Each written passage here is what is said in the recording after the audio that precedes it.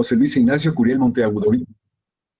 Sí, está siendo grabada. Muchas gracias. Continúa. Te damos la más cordial bienvenida. Y Muchas para gracias. quien no te conozca, el público que nos va siguiendo, sobre todo, José Luis es ingeniero químico, maestro en ciencia y tecnología de alimentos, doctor en historia por la Universidad Iberoamericana. Él hace un par de meses, más o menos, ¿verdad? Sí, Que sostuviste la tesis ahí en la universidad con, eh, con mucho aceptación por parte de los que estuvimos ahí en tu presentación, pero también por el tema que tengo entendido que pronto va a salir el libro de esa tesis. Bueno, coordinó y dirigió programas académicos en nutrición, ciencia de los alimentos y gastronomía.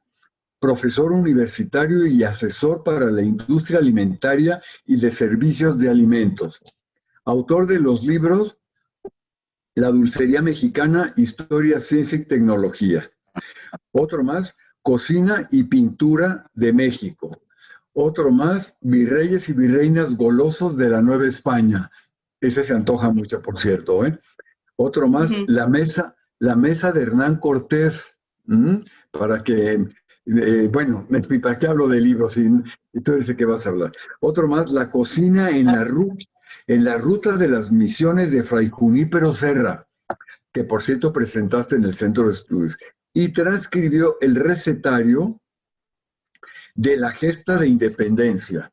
Así que, pues, doctor Curiel Monteagudo, nos da mucho gusto tenerte aquí y te escuchamos con gran gusto en la Academia Hispanoamericana de Ciencias y Letras, agradeciendo el apoyo del Centro de Estudios de Historia de México, Fundación Carlos Slim, para llevar a cabo estas reuniones. Y de paso le doy la bienvenida a la doctora Ana Rita Valero de García Lascurain, que nos da mucho gusto verla. Adelante. es, muy buenas tardes, señor director de la Academia Hispanoamericana de Ciencias, Artes y Letras, don Manuel Ramos Medina. Es para mí un gran honor estar contigo y con todos los académicos reunidos para hablar de un tema quizás que nos salimos un poquito de lo que hemos estado viendo. Ahora vamos a hablar de los olivos, de las aceitunas y también vamos a hablar de pues cómo llegaron a América precisamente las aceitunas, el aceite de oliva, etcétera, etcétera, ¿no? Muy bien, pues bienvenidos todos. Les agradezco mucho su presencia. Ahorita me comunicaron que hay algunas personas que no pueden entrar, ah, de alguna manera están como que quieren entrar, pero no pueden, no sé por qué. Y Pues por es otro que lado, a veces falla el internet en algunas zonas, que pase el avión o qué sé yo. Óyeme, José Luis, antes de darte la palabra, también quiero hacer presente al doctor Roberto Bay, que tan amablemente va a apoyarte en algunas cosas en esta conferencia. Bienvenido, Robert. sí, Perdón, adelante. Sí, también le quiero agradecer mucho al doctor Robert Bay, porque cuando vio anunciada la conferencia en México, pues yo he estudiado mucho lo de los olivos, si quieres cualquier apoyo, le dije, pues si se me atora algo, te le voy a pedir que me ayudes, ¿no? Y pues ya hemos estado de acuerdo en muchas cosas, y bueno, aquí está presente y eso me da muchísimo gusto. También me escribió uno de mis alumnos de mis primeras generaciones, que ahora ya es vicerrector en una universidad en España, por allá por Valencia, creo, y resulta que él quería también entrar, no sé si al rato se incorpore, y algunas otras personas que también me han estado escribiendo, y bueno, pues les agradezco mucho su atención. Muy bien, pues vamos a hablar de la llegada de los olivos, las aceitunas y el aceite de oliva a la Nueva España. Ahora vamos a pedirle a Rubén que pase la siguiente. Bueno, eh, quizás me voy a tardar un poquito en hacer lo que dice Salvador de Pinal, que muchas veces con los prolegómenos nos tardamos más que en toda la conferencia, pero me parece importante hablar un poco de esto. Resulta que los olivos Es más, hay algunos precursores de olivos que se llaman acebuches o se llamaron acebuches y que sembraron en Mesopotamia sobre todo. Son los primeros vestigios de esos olivos. Olea oleaster o Olea silvestris serían los nombres científicos de esos acebuches. Y bueno, los semitas, ustedes saben, la historia de los semitas viene de la familia de Sem, uno de los hijos de Noé, ¿verdad? Que por cierto, a Noé, cuando se iba a acabar el diluvio, llegó una paloma con un ramito de olivo en señal de que ya se había terminado aquel diluvio y es el símbolo de la paz. Bueno, pues los semitas llevaron las aceitunas, vamos a pasar la siguiente, ya no sé dónde estoy, al Mediterráneo y probablemente llegaron a la zona pues, de Creta. En Creta está el acebuche, o más bien ya es un olivo verdadero que está precisamente en un pueblo que se llama Bubs, ¿no? Entonces ese olivo lo han estado estudiando porque es un olivo verdaderamente anticuo, es de lo más antiguo que hay y le han calculado una edad de 4.000 años, imagínense. Y es lo que yo quería pedirle al doctor Bay que me ayudara en esto, porque yo fui una vez a visitar los árboles gigantes allá en Yosemite y me enseñaron que precisamente para medir la edad de los árboles se hacía eh, calculando en el tronco el número de círculos que se van formando. Entonces cada círculo es como un año o un ciclo. Y después, pues vamos a llegar a la situación de que este árbol está hueco en algunas partes y entonces, pues el doctor Bay nos puede ilustrar un poquito cómo se puede determinar la edad de un árbol de estos. ¿Estás por ahí, Robert? Bueno, si no, Sí, les voy sí. a decir también que en algún artículo encontré que le han hecho pruebas así como de tomografía para determinar la edad, pero bueno, lo dejamos en que tiene 4.000 años. ¿De acuerdo? Bueno, pues siguiente, por favor.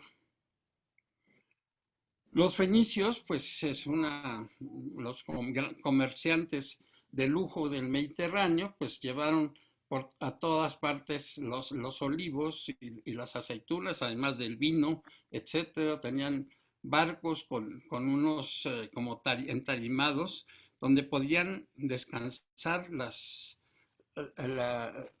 pues eran unas vasijas muy especiales, así como triangulares, que las dejaban ahí para que no se movieran durante el trayecto. Entonces, pues esos son los que nos van a llevar las olivas a todo el Mediterráneo. Siguiente. Rubén, gracias. Cuando viene la expansión del Imperio Romano, pues una de las zonas que más produjeron fue la Bética romana. Un lugar maravilloso porque ahí se produjo muchísimo. Se produjeron los olivos, se produjo la aceituna y se produjo el aceite de oliva. Y fue tan importante eso que casi en todos los libros aparece como Roma, que Roma es como su principal producción agrícola es el aceite de oliva, las aceitunas y los olivos. Y bueno, ¿cómo le hacían para llevar el aceite de la Bética a Roma? Siguiente, por favor. Bueno, aquí están alguna manifestación de cómo sacaban las aceitunas en aquel momento. Están golpeando un árbol y la están recogiendo del suelo. Técnica que ahora la consideran mala, en el sentido de que las aceitunas que caen al piso pueden aumentar el número de ácidos grasos, o que hay cierta modificación y que por lo tanto esos no son las mejores aceitunas. Ahora ya ponen un aparato para hacer vibrar el árbol, caen las aceitunas y a base de lonas o de alguna cosa que ponen en el suelo, recogen las aceitunas. Siguiente, por favor. Esta es una almazara. La almazara es aquella piedra que sirve para hacer la molienda de las aceitunas, ¿no? Entonces, esta almazara es una almazara probablemente de esa época romana, aunque encontré una cosa verdaderamente emotiva, porque me puse a pensar, bueno, ¿y por qué Cristo se metió al huerto de los olivos después de la última cena? Y encontré algo que me impresionó mucho.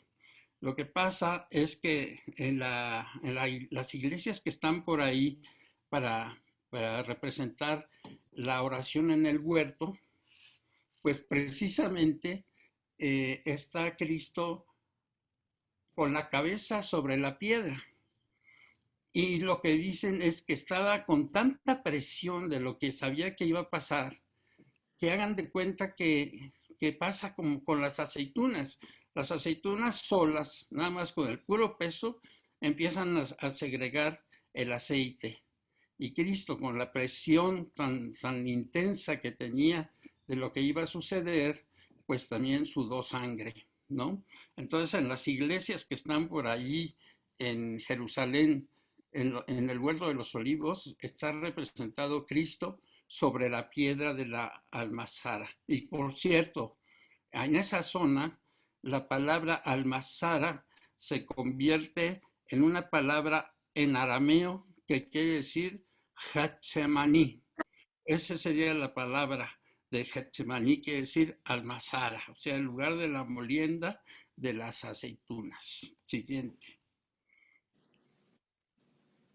Aquí está otra almazara más de los romanos, porque tienes todo un proceso interesante donde pues primero se hace la molienda, a veces queda una pasta, algunas veces le pueden quitar los huesos a esa pasta para molerlos aparte, o sea, los huesos también se muelen. Plinio el Viejo dice que de la aceituna se aprovecha todo. Y entonces, pues queda una pasta que después se exprime y una vez exprimida hay que dejarla reposar porque tiene dos partes.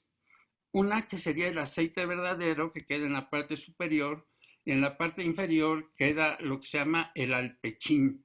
El alpechín que dice Plinio el Viejo que también aprovechaban porque pues es una sustancia maloliente, muy fuerte, etcétera, pero que la usaban como insecticida, como herbicida, como plaguicida, o sea que todo se aprovecha. Y lo que quedaba de haber exprimido las aceitunas se usaba como abono. Entonces prácticamente todo se utiliza, ¿no? Para obtener lo que llaman el oro de aquella época, ¿no? El oro líquido. Siguiente. Aquí está Plinio, que también dice dos cosas interesantes, que dice que hay dos líquidos que son especialmente agradables para el cuerpo humano, el vino por dentro y el aceite por fuera, porque se untaban aceite para limpiar la piel, para tener mejor cutis, etcétera. Dice, ambos son productos más excelentes de los árboles, pero el aceite es una necesidad absoluta y no ha errado el hombre en dedicar sus esfuerzos a obtenerlo. Esto es Plinio el Viejo en la Historia Naturalis. Siguiente.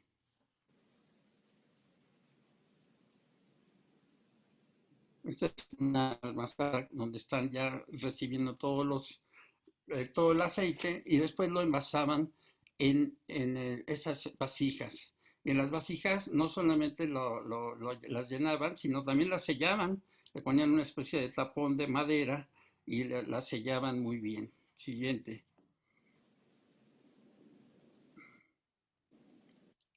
Más o menos estas son las diferentes vasijas que usaban precisamente los romanos. Siguiente.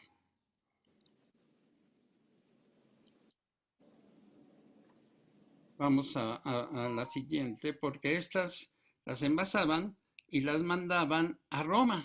Y es un trayecto maravilloso, ¿Por qué? Porque se iban por el río Betis, bueno, ahora se llama Guadalquivir, y entonces iba por ahí, entraba al Mediterráneo y llegaba hasta el puerto de Ostia, pero en Ostia entraba al río Tíber y entonces así iban entregando poco a poco el aceite y lo entregaban a los termopolios siguiente. ¿Qué es el termopolio? Pues es como la tiendita de los romanos, una especie de tiendita donde tenían todo. Se llama termo porque había también cosas calientes, quizás algún hornito para calentar algo, y entonces pues era como para un refrigerio, una especie de fast food romano. Siguiente. Este es el termopolio, pero miren cómo están incrustadas las ollas en el mostrador. Ahí están las ollas gigantescas, ¿no? Son ollas muy grandes y servían no solamente para el aceite, sino también para vino, también para el garum. Ahorita les platico, el garum es en realidad se llamaba licuamen para los romanos. Garum es el nombre nabateo, fenicio o griego, perdón, que quiere decir una salsa maravillosa que servía para condimentar todo. Y esa la hacían poniendo pescados o tripas de pescado o pues todo lo que podían de pescado con sal. Y entonces con eso hacían una salsa maravillosa. Y entonces ahí estaban las ollas. Entonces puede ser para el licuamen, puede ser para el aceite de oliva y puede ser para el vino.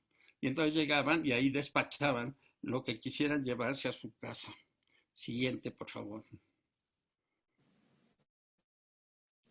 Y bueno, resulta que aquel barco que llegó por el Tíber seguía a Roma. Pero en el Termopolio rompían las vasijas, una cosa impresionante. Rompían las vasijas porque no querían regresarse con el peso de las vasijas vacías. Ya habían vaciado el aceite. Entonces, ¿qué hacían? Pues los guardaban en canastos y lo llevaban a un tiradero. Siguiente. Ese tiradero se convirtió en monte, porque eso empieza en la época de Augusto y pues más o menos son 2 o 3 siglos. Entonces en Roma hay vamos a decir, la octava colina de Roma sería el monte Testaccio. Testaccio quiere decir de los trastes, ¿no? De los objetos. Y con eso han hecho todo un monte, nada más de los puros tepalcates que desecharon los romanos a la hora de los viajes. Siguiente. Y bueno, otra cosa que los italianos han pues dado una especie de aporte para la gastronomía, que son los rellenos de las aceitunas, ¿no? Que le sacan el hueso y le ponen algún relleno que puede ser pimentón, puede ser, en algunas veces he probado con algún pescado, como anchoas o con queso. Pero una cosa que me llamó mucho y por eso puse esta imagen son las olivas a la ascolana. Resulta que eso me lo dieron a probar alguna vez que estuve en Italia y son como las aceitunas deshuesadas, pero rellenas de carne, o sea, mezclas así como de picadillo, ¿no? Con puerco y ternera, los aromatizan con vino, le ponen hierbas y especias y después viene rebozado y empanizado y fritos, ¿no? Algo verdaderamente sensacional. Y en algunas ferias te los ponen con un popote, como un palito para que te las puedas comer así una por una. Muy bien, siguiente, perfecto. Bueno, vamos a dejar la edad antigua y nos vamos a la invasión de los bárbaros, cuando entre los visigodos vamos a encontrar este personaje que también me parece fascinante, que es Isidoro de Sevilla.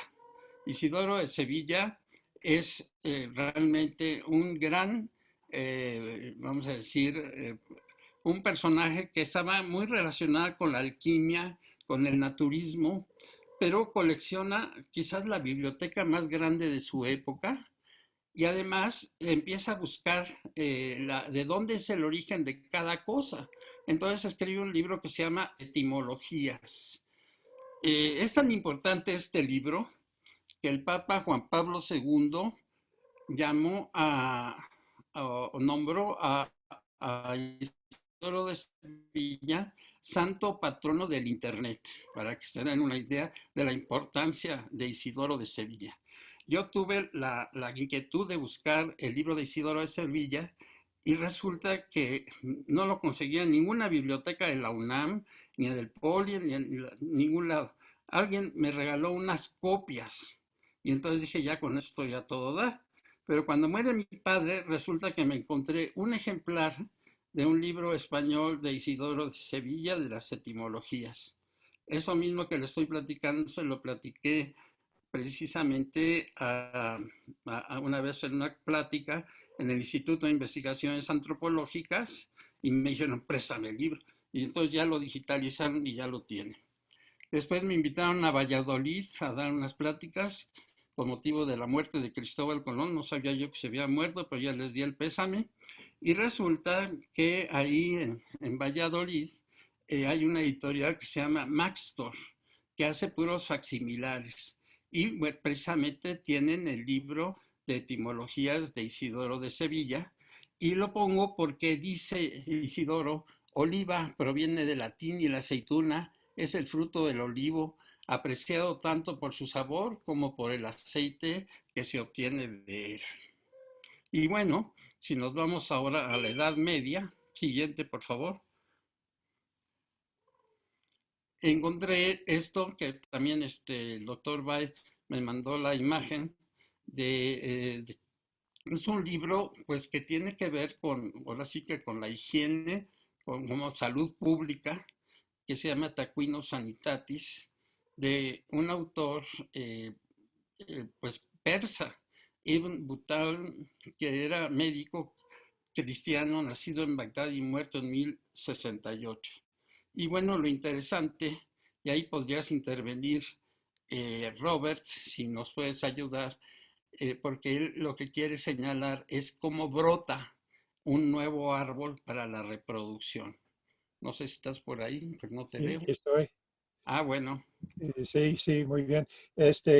Pues una de las preguntas que me presentó José Luis es cómo va la propagación, cómo puede propagar el olivo y llevarlo a toda la zona mediterránea hasta las Américas. Y en esta ilustración, pues podemos ver que los árabes, pues sí, reconocieron la forma principal de propagación. Si ve la base del tronco, junto a la canasta de la señora, hay un chupón con una ramita con hojas.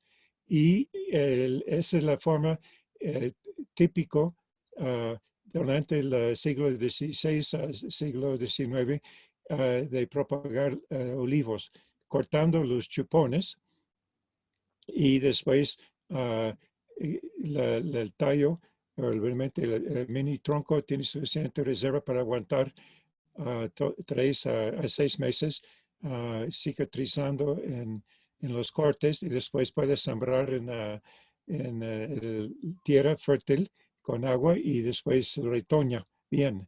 Entonces, es interesante que los árabes pues ya dominó la forma de propagación y fue compartido con los europeos. Inclusive, no sé si José Luis tiene la otra imagen o no, pero hay una imagen de los franciscanos en un jardín de olivos hablando con el jardinero árabe. Entonces, parece que los misioneros, básicamente franciscanos y jesuitas, introdujeron olivo a Nueva España y parece que aprendieron en Europa primero cómo propagar y difundirlo aquí en este continente.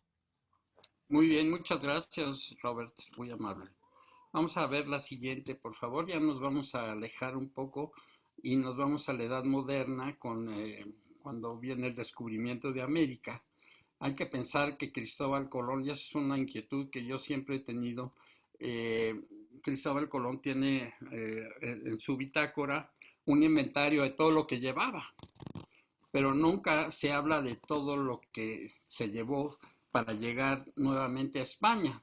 Por ejemplo, imagínense, quiero trigo, no hay, no puedo hacer pan, ¿no? Aunque él llegó con galletas o algo así para que no se echaran a perder. Después quiero, por ejemplo, vino, pues no hay uvas. Quiero leche, pues no hay vacas, aunque él probablemente haya llevado unas especies menores para su barco, para poderlo estar ordeñando en el trayecto, ¿verdad? Entonces, bueno, a la hora de que se regresa, pues se quedan algunas personas en la isla de Guanajaní. Y bueno, en los siguientes viajes también. Pero entonces, vamos a ver la siguiente. Interviene, por ejemplo, el relato de Gonzalo Fernández de Oviedo. La siguiente, por favor, para ponerla ya. Él es el Gonzalo Fernández de Oviedo y Valdés, que relata en su Historia General y Natural de las Indias, Islas y Tierra Firme del Mar Océano, hacia 1516, dice que pues estaban desesperados por no poder freír y no poder utilizar nada de aceites. Entonces dice que, refiriéndose al cacao, dice, aquellas almendras las hice hacer todas aceite, aquella negra mía que lo sabía muy bien hacer, aún después llevé parte de ello a España, en Ávila di una redomica de ello a la emperatriz Nuestra Señora, que en gloria esté, preguntándome su majestad si era bueno para las llagas, y dije lo que he dicho que sabía por experiencia. Molido el cacao y cocido con poco de agua, se hace excelente aceite para guisar, de comer y para muchas cosas. Y entonces también el mismo Gonzalo Fernández de Oviedo, bueno, aquí está la negrita que le estaba ayudando. Siguiente, eh, aquí está el cacao molido, lo pone en agua, siguiente, y después lo decanta para sacar de la parte superior el aceite, que si lo dejamos solidificar, pues se hace lo que conocemos como manteca de cacao. Siguiente. Y bueno, uno de sus compañeros que estaban ahí en la isla le preparó un pescado y unos huevos cocinados con aceite de cacao, me imagino que era manteca de cacao, como que a ver si se les antoja un guiso de pescado a la manteca de cacao. Y bueno, se llamaba Nicola, el amigo de Gonzalo Fernández de Oviedo, Nicola, que le preparó huevos estrellados con pescado frito en manteca de cacao. Siguiente. Lo mismo pasa con los conquistadores de la Nueva España. Una vez ganada la Ciudad de México, Hernán Cortés hace un banquete en Coyoacán en 1521, siguiente, y entonces en este banquete, pues Diego de Ordaz, pues lleva o trae para acá, para Coyoacán, un barco cargado de cerdos y vino. Siguiente, por favor.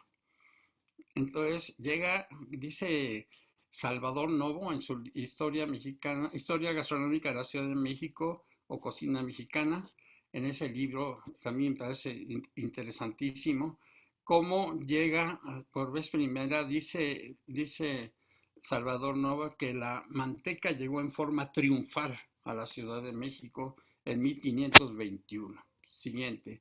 Y desde entonces, pues vamos a encontrar que la manteca se va a incorporar a los tamales, que vamos a encontrar todos los antojitos, las fritangas, las carnitas, etcétera. Y bueno, viene una dieta muy especial. Siguiente. También encontré un acta de cabildo del 16 de junio de 1529, donde dice que pues ya había una demanda importante de la manteca, todo el mundo quería usar la manteca, y entonces dice que la vendían a ojo en ollas, Y lo que es peor, echan en lo bajo de las dichas ollas el unto mal derretido para hacer bultos, ¿no? Entonces se estipuló en esa junta del cabildo que los que quisieran vender unto derretido lo vendan por peso y no a ojo, y cada rilde que se venda por un tomín de oro. El arrelde costaba más o menos, equivalía más o menos a 2 libras, más o menos, o sea, como 1 kilo. Siguiente. Y bueno, otro fenómeno que se dio es que no podían freír bien en las ollas y cazuelas prehispánicas porque se les pegaba. Entonces, Alonso Figueroa, el chante de Antequera, se pone a trabajar en cómo evitar eso. Y entonces, en una carta que le escribe al rey el 29 de julio de 1541, dice: con trabajo e ingenio alcancé el vidriado, que no tenían un plato en que comer si no venía de Castilla. Me duró 1 año que no hacía sino hacer y deshacer hornos y buscar por las sierras el alcohol para ello. Lo mostré a los indios de México sin interesarse en ninguno que pudiera yo ganar de ello más que 3,000 pesos ahora. Pues claro, pues no les interesaba que estuviera vidriada o no la olla, pues ellos no freían, porque en el tiempo en que comenzó a hacer, daban medio peso por una olla mediana. O sea, pero es el inicio del famoso vidriado que hasta el año 2000 y pico, digo, en 1990, más o menos 1980, descubrieron que producía saturnismo porque podría estar en contacto el plomo que contiene el vidriado con los alimentos, especialmente no tanto cuando se cocina con ellas, sino cuando se envasa en estos recipientes vidriados. Entonces, yo estuve en un desayuno con alguna persona del Fonacot y me dijo: compren ciertas ollas de Michoacán, porque resulta que uno de los alfareros se envenenó muy duramente de saturnino, estaba a punto de morir, y entonces gracias a ese señor ya se unificó la idea de no ponerle plomo al vidriado de las ollas. Siguiente. Bueno, pero el aceite de oliva nos hace falta que llegue. Y va a ser precisamente en 1524 cuando llegan los 12 franciscanos con Fray Martín de Valencia a San Juan de Ulúa. Y entonces ahí traen olivos. Y ahí es lo que yo decía: ¿cómo los habrán propagado? Pues no sé, pero aguantaron por lo menos hasta 1531 siguiente, porque en 1531, bueno, aquí está un franciscano con su hábito de color azul añil, que era, pues, hay muchas teorías. Una es que no tenían con qué teñir los hábitos y entonces lo tenían con añil. Otra es que, pues, tenían que asemejar un poco el manto de la Virgen, etcétera. La cuestión es que los franciscanos, como dijo Robert Bay, también son portadores de esta magnífica aventura de la siembra de los olivos. Siguiente. Y bueno, ¿para qué lo usaba la iglesia? Pues para los sacramentos, principalmente. Acuérdense que el óleo de los catecúmenos, el óleo de los enfermos, que son los que están en los extremos, y el de en medio es el óleo, es el santo crisma, ¿no? Entonces, unos que se usan, por ejemplo, para el bautizo, para la confirmación, otro para la unción de los enfermos, y el santo crisma para la ordenación sacerdotal. A la sacerdote le untan en las manos, es la unción, y tiene que ver esta unción con y yo creo que de ahí viene todo este rito del óleo, porque vamos a decir, en la antigüedad, pues se alumbraba con aceite, o sea, había lámparas de aceite y la iluminación, inclusive de pueblos completos, eran con aceite.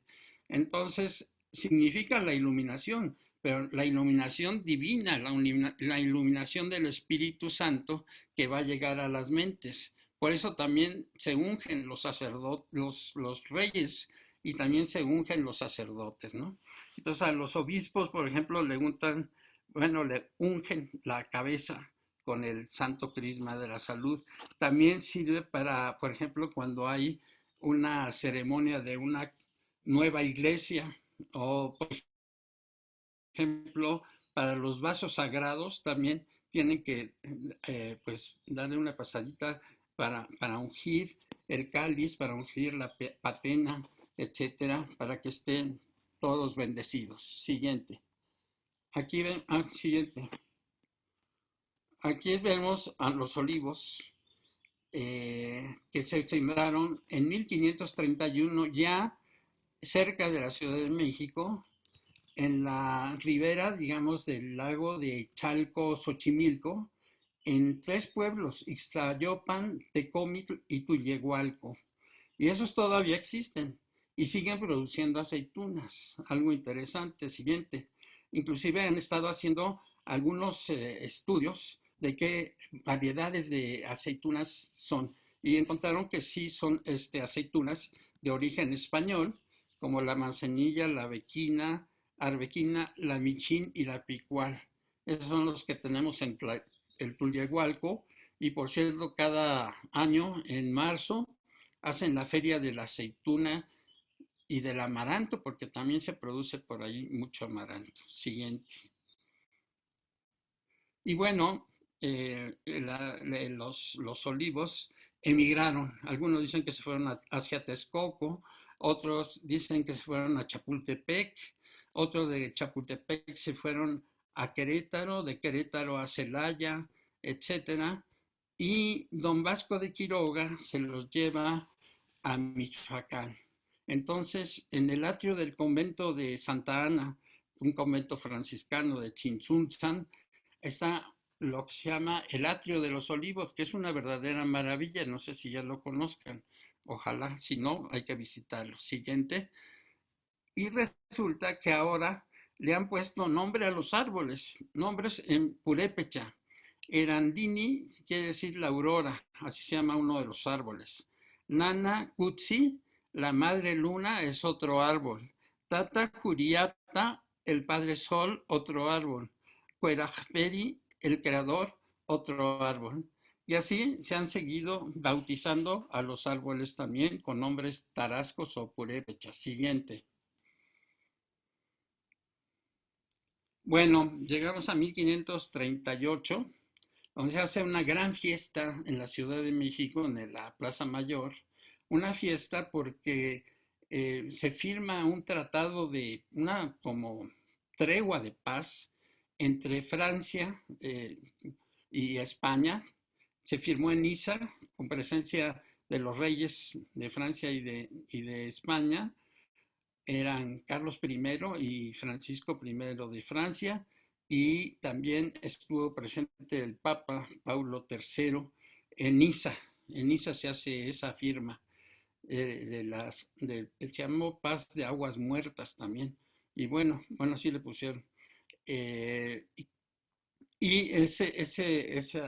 esa paz, pues me imagino que la comunicaron por carta, y meses después que llegó la carta, entonces decidieron hacer un banquete para conmemorar precisamente ese acontecimiento de la paz lograda entre Francia y España.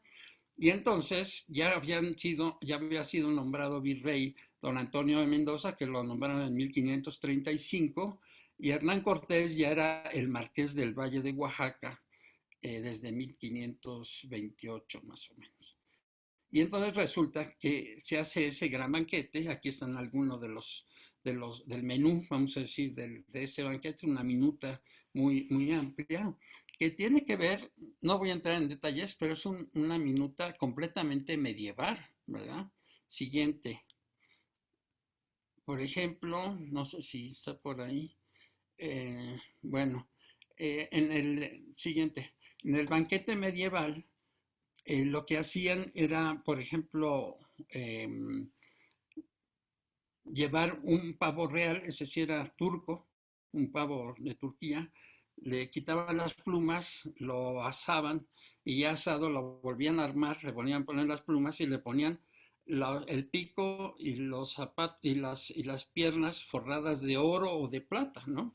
Pues aquí en este banquete de Hernán Cortés, y por eso lo subrayo en el primer renglón, también dice que sirvió gallinas de la tierra, es decir, guajolotes, pero probablemente hayan sido los guajolotes de monte, ¿no? No el guajolote, el agraris gallipavo que conocemos, el pavo negro, sino el guajolote ocelado, que es un árbol, es un ave muy fina que se da en la zona de Yucatán, y por eso a Yucatán le llaman la tierra del faisán y del venado, porque no son faisanes, son guajolotes.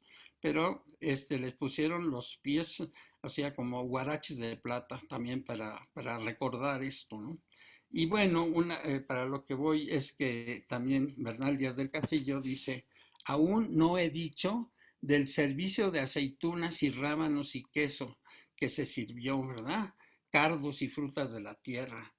Entonces, esto es la presentación, vamos a decir, de varias cosas, entre ellas las aceitunas, que ya se dan en la Nueva España. Les presento las aceitunas de la Nueva España. Eso es lo que quiere decir con este renglón de la minuta del banquete. Siguiente.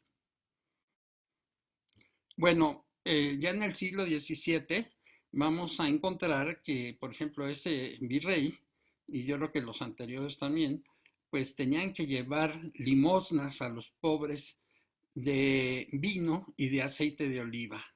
Entonces él se queja con el rey y le dice, pues he logrado hacer las periódicas limosnas de aceite y vino como lo solicitó, pero considero importante pedir que en el futuro traerlos de España en especie porque aquí son muy caros. Pues claro, aquí son carísimos y entonces pues mejor que se los mandaran de España para hacer las entregas de las limosnas. Omití poner otras imágenes para hablar de bueno, del primer recetario más antiguo que se conoce, que es el del convento de San Jerónimo, que se le atribuye a Sor Juana Inés de la Cruz. Y en ese ya menciona el uso de la manteca y del aceite de oliva, las dos cosas. Pero entonces, ¿saben lo que hacía en ese recetario? Dice que todos los productos que iban fritos les ponían manteca con aceite de oliva combinados. Y eso pues me recuerda un poco a la cocina actual, que por ejemplo para que no se les queme la mantequilla cuando van a hacer alguna preparación o fuera un freído de mantequilla, lo que hacen es ponerle un chorrito de aceite. Eso aumenta vamos a decir, hay un punto en física o en química que se llama el punto de humo. Entonces, cuando el aceite toma el punto de humo, pues empieza a quemarse, cambia de sabor, etcétera. Y entonces, al ponerle el chorrito de aceite a la hora de freír algo con mantequilla, pues ya se evita que se queme la mantequilla. Y lo mismo debió haber sido porque ponía en las recetas de Sor Juana, dice que se ponga manteca con aceite de oliva. Y bueno, después en el siglo XVIII, pues vienen los recetarios que rescató también Lupita Pérez San Vicente, el recetario de doña Dominga de Guzmán, el recetario del padre Ávila Blancas, que también fue compañero nuestro en la academia, etcétera. Cabe mencionar que también el recetario de Sor Juana, pues el recetario del convento de San Jerónimo, también lo rescató Josefina Muriel, también miembro de nuestra academia, ¿verdad? Muy bien, siguiente, por favor. Bueno, así como se fueron llevando las aceitunas hacia el norte, pues también vamos a decir que después de la expulsión de los jesuitas, Fray Junípero Serra, más o menos en 1741, él tiene una vida fascinante, por eso escribí ese librito de la cocina en la ruta de las misiones de Fray Junípero Serra, que ahora ya es San Junípero Serra, porque también lo canonizó el Papa Juan Pablo II. Y entonces se llevan las aceitunas a la Alta California en la fundación de las diferentes misiones. es algo verdadero. Primero, Fray Junípero también construyeron y hicieron diferentes misiones en la Sierra Gorda de Querétaro, pero después se va hasta la Alta California, donde hay lo que se llama el Camino Real. Entonces empieza por San Diego, por ejemplo, San Diego de Alcalá, que va a ser la primera misión, después que se van a, por ejemplo, a Los Ángeles, ¿no? Nuestra Señora de los Ángeles, que ahora es una ciudad importantísima, Santa Bárbara, San Luis Obispo, Sacramento, etcétera, ¿no? Merced hasta San Francisco, y todas esas ciudades fueron fundadas por Fray Junípero Serra, y de ahí nace una aceituna, perdón, que le van a llamar aceituna misión, precisamente en honor a esas misiones franciscanas. Siguiente. Y bueno, aquí está una imagen que encontré, me pareció muy interesante, del primer bautizo que hubo en alguna de las misiones franciscanas del recorrido del padre Fray Junípero Serra. Y entonces aquí están bautizando un bebé. Y por cierto, en mi libro también digo que pues tuvo que pedir permiso pues al convento y al virrey y a todos los que podían pedir permiso para poder hacer la confirmación de algunos indígenas. ¿Por qué? Porque eso solamente lo hacen los obispos. Entonces tuvo que pedir permiso para que él pudiera hacer el sacramento de la confirmación. Siguiente. Y bueno, aquí está la aceituna misión que les decía, que es lo que se llevó a cabo. Y ya venden también aceite misión, ¿no? Como con esa marca para distinguirlo. Tengo un amigo que tiene unos restaurantes muy buenos de comida así como libanesa. Y resulta que me enseñó unas aceitunas gigantes, tal vez parecidas a las olivas ascolanas, así gigantescas, que se dan en Sonora, en Baja California, todo eso, y son como híbridos de aceitunas misión con otras variedades de aceitunas, pero ya lo lograron que fueran unas aceitunas muy grandes. Siguiente. Y bueno, eso también lo tomé de Robert Bay, que me mandó unas imágenes de esta misión que está en San Antonio, Texas, ¿no? Se llamó Misión de San Antonio de Valero, para honor a Rita Valero, no, en honor al virrey de Valero y a San Antonio de Padua. Es una combinación curiosísima. Misión de San Antonio de Valero. Y estaba sobre el río San Antonio y lo llevó Fray Antonio Olivares y con los indios Jarame. Ahora, hay también un franciscano que se llama Francisco Celis, que a él se le atribuye haber sembrado los primeros árboles de olivo. Siguiente. Pues en 1821 viene la independencia de México y pues se independiza México, pero no se independizan de los platillos que nos dejaron los virreyes, ni nada de eso, ni las aceitunas ni el aceite. Las aceitunas continúan hasta la fecha presentes en nuestra gastronomía. Siguiente. Algunos platillos que pues son emblemáticos todavía, algunos han querido extinguirse, por ejemplo el pollo en cuñete es una delicia de platillo que se produce precisamente con aceite de oliva. Entonces es el pollo frito en aceite de oliva con diferentes especias. Antiguamente lo ponían en un cuñete, o sea, como un barrilito, y entonces pues al soltar la gelatina a la hora de la cocción, pues se unía todo como si fuera una torre de pollo, ¿no? Pero actualmente pues ya te lo sirven así, si es que te lo sirven, porque una vez fui a un lugar, le dije, no tiene pollo en cuñete, no, ese es un plato tan caro que no lo podemos seguir haciendo, ¿no? porque es caro por el aceite de oliva. Siguiente. Otro va a ser el pescado a la veracruzana, que también tiene la historia de que llegaban los barcos con aceitunas y con aceite de oliva a San Juan de Ulúa, y entonces pues de ahí nació la idea de preparar que un pargo, que un guachinango y algunos otros pescados de la región para hacer el famoso pescado de la veracruzana, que además lleva alcaparras y lleva también esos chiles largos, son chile carricillo, así se llama la variedad, pero pues lo conocimos más por chiles güeros, ¿no? Pues algo delicioso. Las aceitunas tienen que estar deshuesadas, desde luego, para comerlas muy bien en el plato. Siguiente. Y bueno, otro que va a ser importantísimo va a ser el bacalao, o sea, el Gadus murua, que es el pescado del Mar del Norte, lo conservaban en sal, lo conservan en sal, y de ahí lo mandaban a la Nueva España.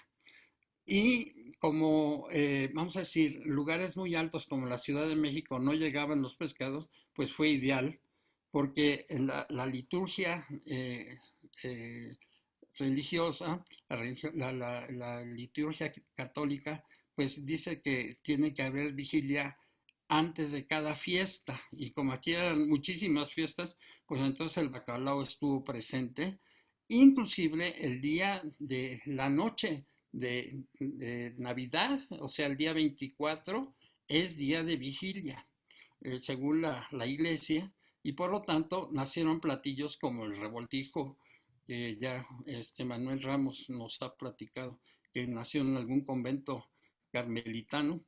Y por otro lado también encontramos el bacalao, que pues es una preparación que se hace desalando el pescado durante varios días y cambiándole el agua, etcétera. Después puede ser en trozo o desmenuzado, y después pues una preparación que también lleva aceitunas, alcaparras, a veces le ponen almendras, etcétera. Y entonces es un platillo delicioso que se tiene que servir en la noche vieja, la noche de Navidad, perdón, en la noche de Navidad, pero bueno, hay un platillo de vigilia que se sigue utilizando como parte de nuestras fiestas, ¿no? Siguiente. Y bueno, vamos a llegar a la época del virrey José de Azanza, que pues fue virrey, pues vamos a decir, al finalizar el siglo XVIII y al inicio del siglo XIX. Él lo que hace es hacerle una muy importante, vamos a decir, promoción al algodón. Entonces empieza a haber una gran producción de algodón, sobre todo en el norte de la Nueva España, y de ahí, a la hora de sacar la pizca del algodón, pues van a sacar las pepitas del algodón, y las pepitas las van a hacer aceite, y por vez primera en la historia aparece un aceite que no sea de oliva. Siguiente. Es el origen de los aceites de semillas oleaginosas, ¿no? Aquí empieza el aceite de algodón, que sería el primer producto que no va a ser aceite de oliva. Antes todo el virreinato va a ser aceite de oliva, y esto al ser al final del virreinato ya se podrían hacer aceites de semillas oleaginosas. Siguiente. Y aquí tenemos una variedad que de girasol, que de cártamo, etcétera, ¿no? Inclusive el ajonjolí, muchas semillas, en fin, todo se puede hacer, todas las semillas oleaginosas se pueden hacer con ellas aceites. Yo tuve una vez un curso que daba yo práctico de cocina prehispánica, y entonces una niña quería freír a fuerzas. Le dije, no, eso no se puede hacer, a menos que lo hagas con chía. Pues me llevó una botella de aceite de chía, ya no le pude decir nada para freír, ¿no? Y bueno, una de las cosas que han encontrado los arqueólogos es metates con algunas porciones de semillas que probablemente podrían dar a entender que hubiera algún uso del aceite, pero yo creo que era más bien para textiles. Siguiente. Y bueno, aunque el aceite de oliva sigue vigente, ha disminuido mucho con los aceites de semillas oleaginosas. Siguiente. Y bueno, yo creo que ya con esto, pues vamos, aquí está el pollo en puñete que habíamos visto, que les decía yo es un plato muy caro. Siguiente, el pescado a la veracruzana, que siguen vigentes. Siguiente. Y bueno, algunas cosas que le ponemos aceite de oliva porque es parte de la confección. Por ejemplo, el escabeche, que por cierto tiene un nombre árabe, viene de los, pues yo creo, del al-andaluz, isquiabech, que quiere decir en vinagre, ¿no? Entonces empiezan a hacer que los cuetos, las manitas de puerco, eh, la pata para las tostadas de pata, etcétera, en escabeche, pero también, desde luego, las verduras y los chiles siguiente. Y por ejemplo, encontré que pues en Jalapa no hay chiles. En Jalapa no hay chiles, o sea, no cosechan chiles, pero sí es famosísimo los chiles jalapeños. ¿Por qué? Porque es una preparación de los jalapeños de poner en escabeche esos chiles que probablemente sean más bien de Puebla, ¿no? Y entonces pues los sirven a veces rellenos. Yo me acuerdo que había inclusive enlatados de atún y de camarón, de algunas otras cosas, otras en rodajas, como para los nachos, que ahora ya están muy de moda, y después, pues también en rajas o enteros. Siguiente. Y bueno, otra cosa va a ser el ceviche, que no sabemos cómo se escribe bien, porque hay veces que lo escriben con C o con S, a veces con B grande o con V, y entonces pues no sabemos, es todo un cambio. Y después se pelean el origen del ceviche, Perú, España y México. En Perú dicen que en la época de los incas se preparaba usando una chicha de joro, que quiere decir algo así como de maíz que ya empieza a germinar, y entonces con eso hacían el líquido para marinar los pescados. Pero después cuando llegan los cítricos, pues lo cambian por naranja y limón, y es como lo hacemos aquí en México, que es una comida de playa, pero también de postín, ¿no? Porque pues es una maravilla. Y esto con los aguachiles de por allá de Sinaloa y todo eso, pues también le ponemos un chorrito de aceite de oliva. Siguiente.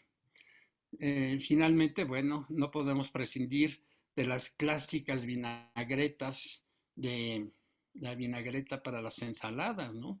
Que tiene que llevar siempre mucho aceite de oliva, poco vinagre y un poquito de sal, ¿no? Que hay un dicho, ¿no? Que dice que se necesita para hacer una vinagreta, no me lo sé muy bien, pero dice que tiene que ser un prudente con la sal, un pues modesto para el vinagre y un verdaderamente espléndido con el aceite y un loco para revolverlo, algo así. Muy bien, siguiente.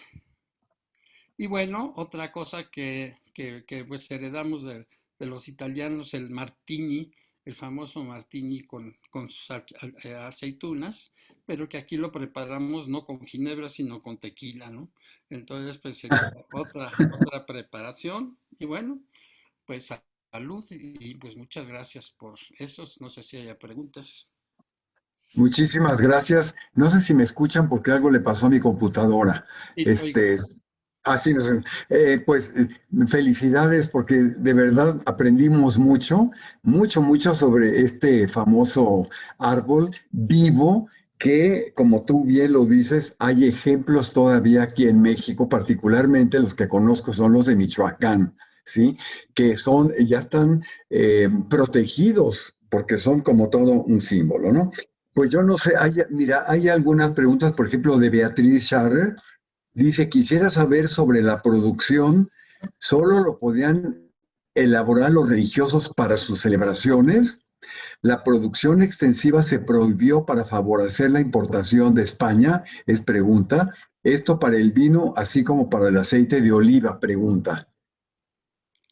Bueno, pues Es un tema muy interesante, pero realmente no hay una prohibición para el aceite de oliva. Sí la hubo cuando Felipe de Anjou tomó el cargo de Felipe V de Borbón en el vino. ¿Por qué? Porque le gustaban los vinos franceses. Entonces, ¿qué pasa con los vinos españoles? Como toda la corte, toda la corte empieza a imitar al rey, entonces empiezan a tomar vinos franceses. Y entonces, pues para proteger la producción de los vinos españoles, se prohíbe en las colonias de la Nueva España la producción de vino. Eso nos afectó mucho en la cuanto a nuestra producción de vino. Desde luego que no era exclusivo de los sacerdotes, sino que también lo podía producir cualquier persona interesada. Lo que no encontré, y les voy a decir, es quién hizo o quién utilizó la primera almazara en México. Eso no lo encontré, por eso no lo dije. Perfecto. Pero Rubén está levantando la mano. ¿Quién? Rubén. Sí. Rubén, a ver, Rubén. Prende tu micrófono. No. José Luis, no tienes idea de lo que he disfrutado tu conferencia. Muchas Y me gracias. dejó unas ganas inmensas de comer algunos de los platos que nos mostraste, el pollo en cuñete que es tan rico y el bacalao. Nada más un comentario respecto de lo que dijo Beatriz. Yo también en algún momento supe, pero ya no, mira, no tengo mayor dato de una prohibición tanto de vino, de producir vino como de producir aceite para proteger precisamente la importación del aceite que venía ¿cómo se llama?, de España y del vino que venía de España. Pero no sé, yo es una pregunta que te dejaría. Lo que sí quisiera comentar es la presencia de la manteca. La ganadería en la Nueva España cundió maravillosamente. Y se sabe, por ejemplo, que el precio de la carne en la Ciudad de México era verdaderamente ínfimo. Toda la gente comía carne. Y por supuesto, el beneficio de los cerdos era muy importante. Yo creo que en la cocina más tradicional, la cocina mexicana, es la manteca la que impera. No sé, yo creo que el guisar con aceite y todo eso ya fue muy posterior. Bueno, el aceite de oliva era para cosas muy especiales, platos muy especiales, según me acuerdo, pero los otros aceites eran realmente, eran raros. Se cocinaba mucho con manteca, pero eso yo creo que tiene que ver con esa proliferación del ganado en la Nueva España. De verdad te felicito, nos has presentado un recorrido maravilloso, este, lleno de cosas, de sugerencias, en fin, la última unción que yo vi, la última unción real, fue ahora que coronaron a Carlos III, que bueno, al rey de Inglaterra es el único rey al que siguen ungiendo, como ungían antes también a los reyes de Francia. Y esa unción tenía que ver precisamente con un cierto poder. Marc Bloch lo explota en Los Reyes Taumaturgos. Eran reyes con poderes, digamos, de curación, en fin. Eran figuras consagradas, digamos, porque el poder, pues, se decía, venía de Dios. Te felicito de verdad. Muchísimas gracias por tu conferencia, José Luis. Muchas gracias por tu opinión. Y sí, mira, ahorita que has mencionado todo eso, pues resulta que fue tan importante la manteca que en algún artículo encontré que la manteca llegó a tener precios más altos que la misma carne. O sea, a ese nivel, ¿no? Y por otro lado, pues sí, que ya recordé que sí había una prohibición del aceite de oliva, o una cosa quizás un poco pasajera, pero sí se hizo una prohibición, tienes razón, para proteger la producción del aceite de oliva en España, ¿no? A mí me tocó ir por ahí por Córdoba, cerca de Córdoba, a una, pues a una almazara, ¿no? Donde hacían uno de los aceites más importantes de España y muy sabroso, ¿no? Muy especial. Oye, el doctor Agustín Quirós Flores tiene un comentario, dice, además de indicar el número de años respecto al principio de tu conferencia, de estos árboles tan antiguos, además del número de años, nos informa si el año fue seco o húmedo. Ah, interesante comentario, ¿eh? Muy interesante. Sí, sí, pues, todo eso es muy valioso para todo lo que estamos haciendo. Muchas La, gracias. la doctora Ana Rita quiere tomar la palabra. Ana Rita, ¿puedes prender tu micrófono, por favor? Está ¿Allá? prendido. Está Perfecto. prendido. ¿Me oyes? Mira, es que me queda la impresión que México no tiene ni ha tenido nunca una cultura del aceite de oliva. Es para muy contadas ejemplos para lo que los tenemos, como decía Rubén, hemos comido con manteca más que con el aceite de oliva. Me llama la atención esto, me llama la atención en términos si de veras hubo una prohibición, como se protegió el vino, ya lo preguntó Rubén también, pero no tenemos datos, ¿verdad?, en que se haya protegido la producción olivera de España para que no viniera la competencia mexicana. Es decir, la pregunta es, a raíz de eso es que no tenemos una cultura del aceite de oliva. Bueno, pues realmente no la tenemos, pero vamos a decir que siempre el aceite de oliva es como un lujo para la comida, con la parte gastronómica, ponerle un chorrito de aceite de oliva. Yo recuerdo de niño que en todas las casas había vinagreras, Sí. esas botellitas que tenían aceite y vinagre, como también había sal y pimienta, ¿no? Entonces ahora ya desaparecieron hasta los saleros. El salero pues era desde la época medieval, era el primer artículo que había que poner en la mesa para ahuyentar a los malos espíritus, ¿no? Pero además, el aceite y el vinagre debían estar presentes para ponerle a cualquier cosa. Por ejemplo, en casa cuando nos sirven una fabada, pues le ponemos aceite de oliva y vinagre. Y queda verdaderamente maravilloso, ¿no? Sí. Tienes razón respecto a los juguitos esos de las dos. Pero entonces en este término te pregunto, la población indígena definitivamente no tenía una cultura de aceite de oliva. No, para nada. Ese es un hecho. Y finalmente, abusando, ¿cuál es en la actualidad, en el siglo XXI, el mayor consumidor de aceite de oliva? ¿Sería España? Pues mira, yo creo que se la rifan España, Italia, sobre todo. Italia, claro. Pero también, por ejemplo, en algunos lugares, por ejemplo, el Líbano, etcétera, Egipto, pues siguen usando mucho el aceite de oliva. En Grecia, en Grecia. Grecia, claro. Sí. Así es. Gracias. Así es. Y ahora que dijeron lo de las fechas, también encontré una cosa que no dije, que vale la pena.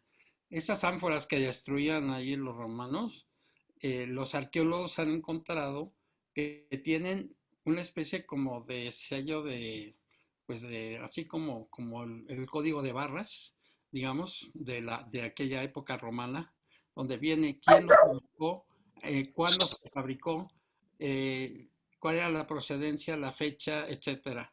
Entonces, ha sido muy interesante. Han hecho un hueco en el monte Testaccio para sacar los tepalcates aquellos y estarlos clasificando y encontrar toda la parte arqueológica de una manera maravillosa. Luis, enhorabuena por tu erudición en este tema. Por favor. Pues muy bien, yo quisiera también decir que están presentes entre nuestros académicos la maestra Nuria Salazar, la doctora Nora Ricalde, el doctor Juan Carlos Mansur, la maestra Concepción Amerling y el maestro Alfonso Miranda. Un saludo muy especial a todos, particularmente a Isabel Ludlow, que me da mucho gusto que esté presente. Pues si no hay otra intervención... Yo, Manuel, si puedo participar. Nada Adelante, más un comentario. adelante. Enhorabuena por la conferencia, la verdad ha sido extraordinario y hasta me dio hambre, pero más allá de ello hay un dato que me parece importante dos datos. Uno en relación con el comentario de Ana Rita de no tener, pues digamos, una tradición de consumir el aceite. En los cuadros de comedor de José Agustín Arrieta, de la zona Puebla-Tlaxcala, es común encontrar para la alta sociedad siempre esta aceitera y vinagrera, y entonces eso indicaría, tan común es que pues para una alta sociedad, quizá de herencia española, sí existía el permanente consumo del aceite de oliva. Y por otro lado, una nota de los juicios inquisitoriales que tenían que ver con prácticas demoníacas, siempre habría una acotación en la comida de que debían de usarse la manteca precisamente para combatir al judío converso o a la comunidad judía que pues no tiene prohibición de comer al cerdo en sus múltiples manifestaciones, y entonces era obligatorio el hecho de que pues se usara manteca en las preparaciones, pues para tener esa conciencia tranquila de que pues era un buen cristiano. Simplemente esos dos comentarios, pero enhorabuena. Muchas gracias, pero para eso tenemos que hacer otra conferencia completa sobre las prohibiciones del Levítico y de los judíos, ¿no? Porque pues sí, Claro. otra cosa, por ejemplo, ponerle conejo a la paella, por ejemplo, a veces el pato, porque tiene los dedos de las patas unidos y eso está prohibido en el Levítico y cosas así, ¿no? Pato, conejo y todos los pescados que no tienen escamas, etcétera, etcétera, ¿no? Entonces, pues sí, es todo un tema. Y bueno, lo de la manteca, pues sí, es probable que lo hayan hecho, pero hay muchos otros elementos para condenar a un marrano, como les decían a los pobres judíos que comían alguna cosa cristiana. Sí, pues José Luis, te esperamos en otra conferencia para ampliar precisamente estos muy, muy interesantes datos que nos da Alfonso. Bueno, yo, quiero hacer una pregunta. ¿quién? Ángeles.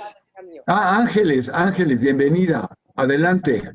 No, es que lo que me intrigó muchísimo, me llamó mucha atención, nunca lo había escuchado, lo de que se podía freír con la manteca de cacao. Ah, bueno, sí, es una cosa rarísima. Habría que hacer el experimento, ¿no? Sí, te iba a preguntar si ya lo habías hecho. No, no lo he hecho. Pero sí habrá que hacerlo para ver a qué sabe. Quema alta temperatura, así es que no debe de ser malo, ¿eh? La verdad es que la manteca de cacao tiene una muy buena resistencia al calor. Sí, cómo no. No, mira. Y la manteca de cacao también se usa para los labios. Sí, claro. Eso que dice Gonzalo Fernández de Oviedo, que hacían ese bálsamo para las heridas, etcétera, y que le dio a la reina cuando fue a Ávila, pues es precisamente eso, ¿no? Un bálsamo para las heridas. Y entonces por eso usamos la manteca en los labios. Bueno, nada más se quedó en los labios, pero yo creo que antes se usaba para cualquier herida. Claro. Pues qué interesante. Mira, hay un último comentario del señor John Temple. Dice, hay un olivo en la misión de San Francisco Javier, Baja California Sur, que se dice que tiene 300 años de antigüedad. Está muy joven, porque los de por acá de Citunja pues sí, obviamente, ¿verdad? Bueno, pues felicidades nuevamente. Tuviste un público muy amplio, casi 90 seguidores. No cabe duda que el tema es muy interesante y pues tu exposición que fue muy clara, muy bien documentada y con unas imágenes verdaderamente extraordinarias. Robert, muchas gracias por haber apoyado también a José Luis con tus comentarios y bueno, pues nos vemos el próximo mes con otra conferencia aquí de nuestra Academia Hispanoamericana de Artes, Ciencias y Letras. A todos los que nos siguieron, muchísimas gracias y pues nada, buenas noches, que no les moje mucho la lluvia que ya está muy, muy fuerte, por lo menos por acá, por la Colonia del Valle. Qué barbaridad. Muchas gracias. Hasta pronto. Felicidades, hasta luego. Hasta Enhorabuena. luego. Buenas noches, saludos a todos. Muchas gracias. Hasta luego. Bye.